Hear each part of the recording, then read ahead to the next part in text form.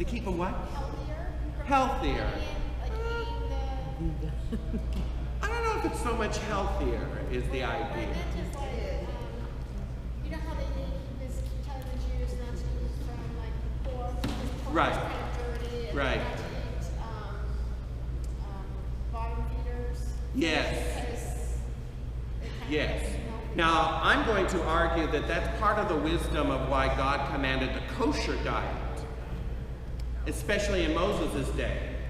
Because if you look at the diet of people back then at that time when they ate anything and everything and they got sick and died from all kinds of diseases, for God to restrict their diet from certain parts that would be more prone to the kinds of diseases back then, I think that that's a wisdom. Okay? But I would argue the reason why God commanded the vegetarian diet was to instruct Adam and Eve to differentiate themselves from the animal kingdom from which they came. That God was setting them apart. That they weren't considering themselves no longer, if you will, evolved apes, but that they were sons of God. And so it's like putting the accent on the different syllable, right? So the animals ate each other? Yes, most likely. Most likely. And we know from our studies, like I said, early hominids were omnivorous. In other words, they killed mammoths, they ate them and stuff like that. And we know chimpanzees are that way. So it's like if we evolved from that kind of species, and then God separated them from them and made them humans, I think that this vegetarian diet is a way of further differentiating themselves from their animal nature and raising them up to more of a godlike nature, for a lack of a better term. I think that's what this is talking about. You're no longer like chimpanzees or early hominid creatures. You are humans, and to differentiate that, make that demarcation, vegetarian diet only. You no longer need meat in that respect. God will supply that. Now, that sounds silly. It's like, why use food to do that kind of differentiation? Well, we're going to see in the kosher laws that God separates Jews from the rest of the world by giving them certain restrictive dietary laws. Don't eat pork, don't eat shellfish, don't mix milk and meat products, these kinds of things, to differentiate themselves. And we see in the history of Judaism, particularly in the Maccabees, when the Greek overlords tried to force eating pork onto the Jews, that they refused, to the point of martyrdom. To why? Is there anything wrong with pigs and crabs and lobsters and a cheeseburger now and then? No, because we find out later when Peter has his vision of the animals that come down, it's not what goes into a person that makes them unclean, it's what comes out of them that makes them unclean. It's not the food that you eat, it's what the sin in your heart is that makes you unclean before God. Yes? You're still not supposed to eat shellfish in any month that does not have an R in it. In it, yes. That's a nice superstition. Is it? It is a superstition, yeah. You can only May and June. May, June, and July, you can't eat shellfish. Okay, I didn't know that the superstition Yes, it is. was for real. Oh, no. That's just a silly. Yeah. Yeah. All right. Are we good with this? Oh, yes. There's a book by Rick Warren. It says the 40 days of Daniel. You know that Yes, Daniel's diet, yes. Daniel's diet. And they were saying according to it's effective and people, you know, they use the strict. What is Daniel's diet? In Daniel chapter 1, we find that the young prophet Daniel with his friends are taken to Babylon. And they are of an aristocratic part of the Jewish, they're part of the Jewish aristocracy. So they're not just thrown with the common people. These are educated young men. So the Babylonians aren't stupid. They said, all we need to do is just reorient them to us and they'll serve our needs. We'll use their brain power for us. So that's actually very wise. The Romans did the same thing. When they invaded Greece, they took all of the philosophers and put them in the wealthy Roman homes to be tutors for all of the aristocracy. So they would learn philosophy and law and so forth. And to be, you know, to educate them to be very brilliant thinkers. And it worked. It was a brilliant plan. So they just didn't slaughter people indiscriminately. They were smart. Well, the Babylonians were smart too. So when it came time, so the king offered them this very rich food, you know, lots of meat and wine and so forth.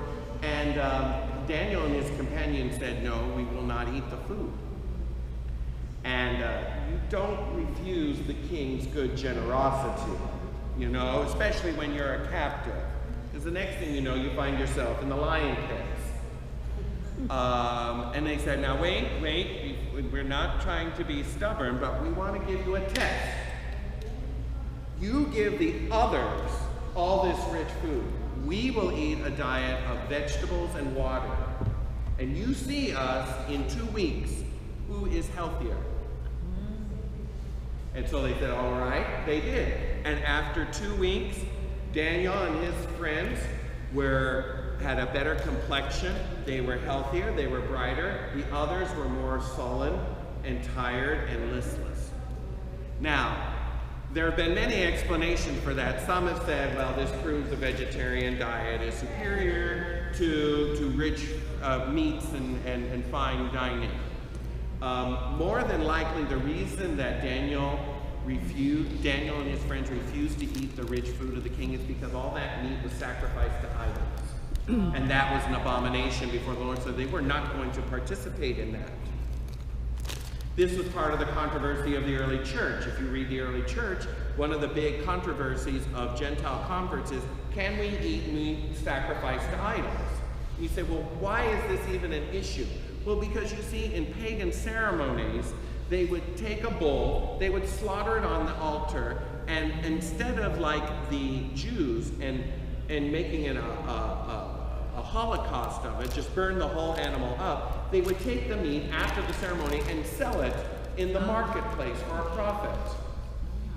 And so you could go to the market and you could buy this steak for $5, which was from, you know, just off of the farm, or you can get this discounted steak for $2 that was part of the temple ceremony that just happened in the pagan temple of Zeus. So they would actually sell it at a discount because it was like freshly slaughtered meat. And so there was a controversy. The early Christians said, should we eat this meat or not? It's been sacrificed on, it's been part of this pagan ceremony. And some said, no, we shouldn't be a part of that pagan ceremony. Look at Daniel. And others would say, but these aren't gods. These are just statues. This is just silliness. And we know that. That's why we converted out of it. So this means nothing. Nothing. Right? So why not get a discounted steak? Save some money. And this was a controversy. People would say, these Christians are wrong. These Christians are wrong. And Paul had to set them right. And part of what he said was right is this. He goes, we know that anything sacrificed to an idol is nothing. But if your conscience bothers you about it, then don't do it. And if you see a brother, if you're with a brother that has that weak conscience, out of deference to him, then don't do it either in front of them.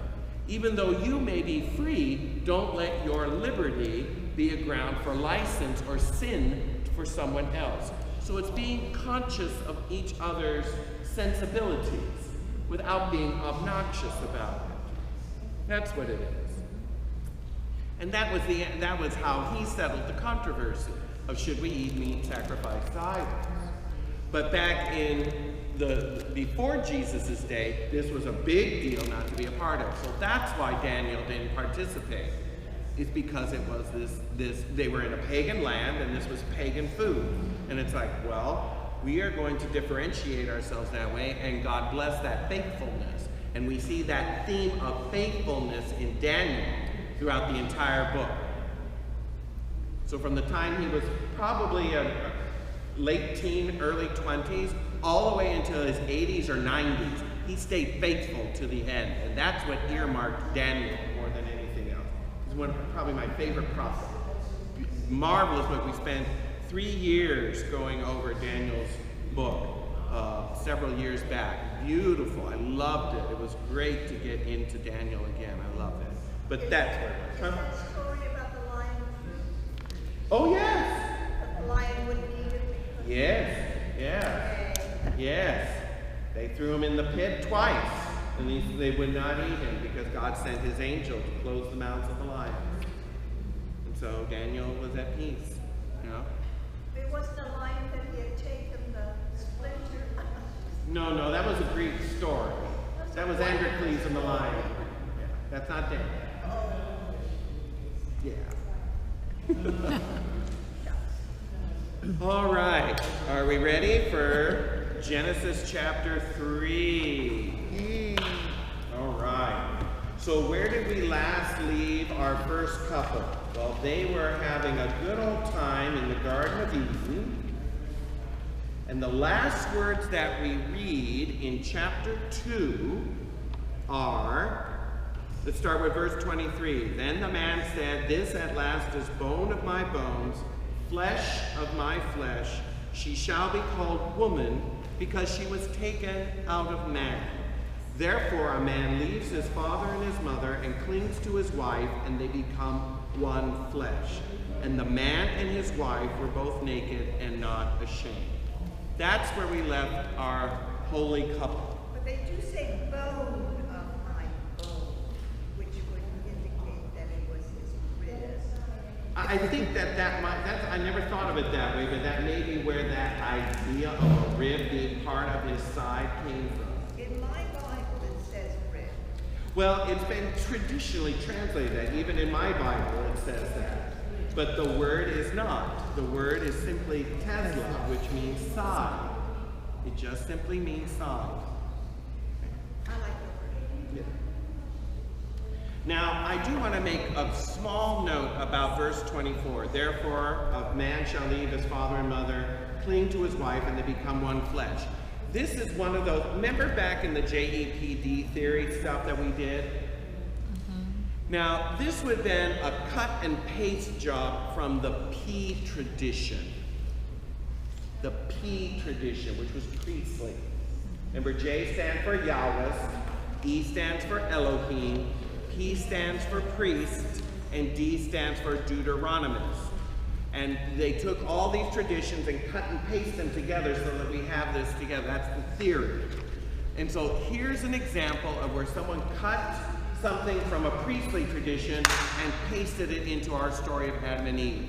Why would they say that? Because we have this otherwise nice story about how God made Adam and Eve, then all of a sudden we have this sort of law that comes out of nowhere. It's like, where did this come from? And so the theorists of this cut and paste job say, well, this is clearly an injunction that a priest would say that they wanted to add in to make sure that before you get too comfortable with a nice, lovely Sunday school story, you want to make sure this is where marriage comes from, and so here you are. Okay? So the way that they do this is that they like color code the Bible. So let's say if it's an Elohist tradition, it'll be in yellow, and if it's a Yahweh's tradition, it'll be in green. If it's a priestly thing, it'll be in red, and a Deuteronomist will be orange. So their Bible is colored all this way so they can see where all this stuff was cut and pasted in. Two things about that. One, no one ever really fully agrees on what is priestly, what is Deuteronomist, what is this, what is that. So you get some general agreements on things, and then there's stuff that is still in controversy to this day. And the reason is because no one knows where these traditions are, because they all invented them in their heads. There's no evidence for it. Second of all, if it isn't a priestly tradition being incited in here, then what is it? And I would argue that this is the story of the creation of the first man and woman. And as a result, this is the first marriage. And since God blessed their union, this is the model from which all marriage springs forth. And that's why it's here. So God is just simply instructing in the middle of telling the story of where humans come from as to what marriage is all about. Okay? Doesn't have to come from a priestly tradition that's cut and pasted in here, is what I'm saying. All right? Are you with me? Just want to point some of this out because this is where some of these scholars get these ideas from. Okay? So everything is hunky-dory, right? Everything is good. And, oh, may I also add at this point, let's go to our commentary. Genesis chapter 2. I want to just point out some things here in your commentary. Page 21. I would point out to you the comment on verse 23, the bone of my bone idea, because if you were to read this in Hebrew, you would find a word play going on in here. It says the poem makes a word play on man, which is ish, and woman, which is isha, which is also the term for husband and wife in biblical Hebrew. So the term for man and woman here is also the term for man and wife in Hebrew. They're interchangeable terms. That's why it says in here, the man and his wife were both naked and were not ashamed. Because it's a word play. Why doesn't it say the man and the woman? Why is it the man and his wife? It's because in Hebrew, the words are interchangeable, depending on the context of which it's used. So there's a poetry in here that we're not getting in the English translation is what I'm pointing out. So I want to point this out because this is the value of your commentary here. I just want to make note of it. Same sort of wordplay is being used here at the very end where it says they were naked and not ashamed.